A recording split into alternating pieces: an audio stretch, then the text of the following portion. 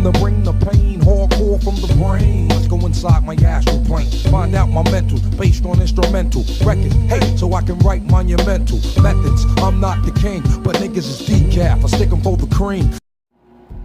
The chocolate brownie man.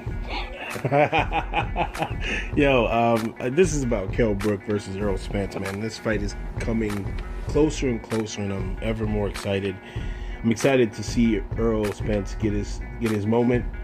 I'm equally excited to see that a big, strong welterweight is going to be in there for Errol Spence. To me, this is, out of any guy who's probably ascended to the throne in the welterweight division, I would say that this is, Errol Spence is probably taken on in opposition to obtain the belt, the toughest of competitions. Now, I know that, it's a lot of people out there who second guess what Kell Brook's accomplishments have been, but, I'm not going to sit here and deny that Kell Brook does not have skills, because he does. He definitely does have skills. He can box. He's got great balance. He's got a wicked jab. He can box. He actually uses his natural rhythm to box on his feet. Kell Brook also, I would sit here and say that I think, and I hope people are not overlooking Kell Brook, in that Kell Brook definitely knows how to put combinations together. He's not a one punch at a time kind of person. He knows how to buy time. He knows how to hold, and he makes adjustments. So I'm really excited about this fight. Now let's look to Errol Spence. I've been one of the ones who've said Errol Spence is the truth, because that he is, and I believe that Errol Spence is the goods. I think that Errol Spence is, everything he did with Leonard Bundu, and he did to Chris Algieri, and the many others. I think that Errol Spence is going to have to fight a very mature fight. He's going to have to be patient. This is not, again, we know that Kell Brook has a hell of a chin. So what I'll be looking for is that if Errol Spence hits Kell Brook, and Kell Brook doesn't move, or he's not phased, what will Errol Spence do next? Will he go to another game plan? Instead of trying to steamroll Kell Brook, will he use his expert boxing IQ? Because a lot of people also, I think, sleep on Errol Spence's boxing IQ. The guy is phenomenal. He is phenomenal. What he was able to do, I think one of the better fights to watch is the Leonard Bundu fight. Leonard Bundu was a experienced, savvy veteran, a very tough veteran, awkward veteran. And what the subtleties that Errol Spence was able to do in that fight to get Bundu out of there. You saw Bundu in the ring with probably some of the top veterans in the game who weren't able to implement that game plan. But Errol Spence is so balanced, and he's so strong, and he's really got a high boxing IQ.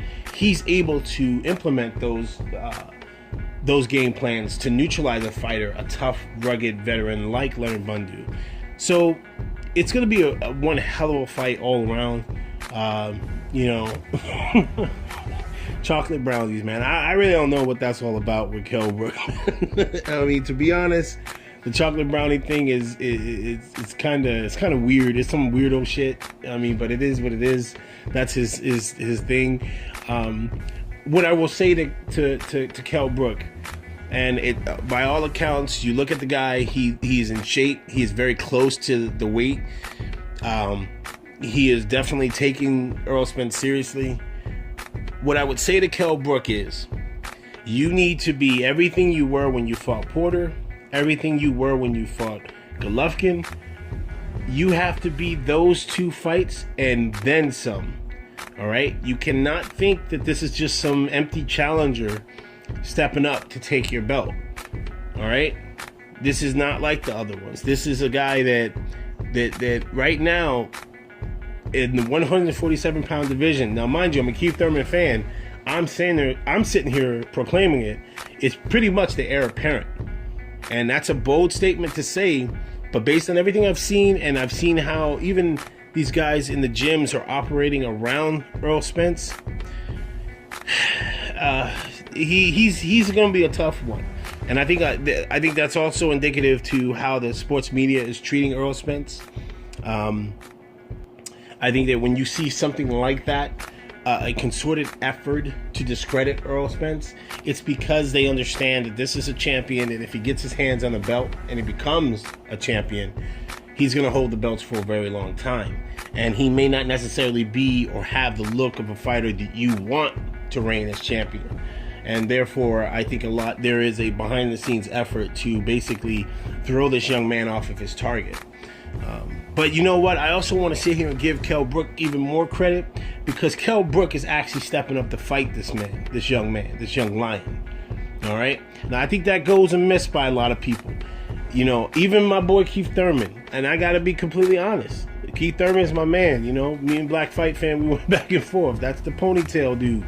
I support the ponytail, but even I have to admit, you know, Keith Thurman shouldn't have, you know, belittled Errol Spence early on, talking about who is he and what has he done and so on and so forth, because to me, the Kell Brook accepting this fight makes a lot of the welterweights look really bad, and that's being honest.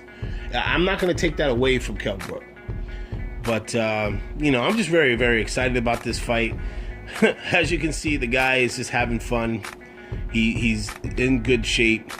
And he looks like he's going to be as strong as he always is as welterweight. I'm very interested. Size is going to be the key to this fight, in my opinion.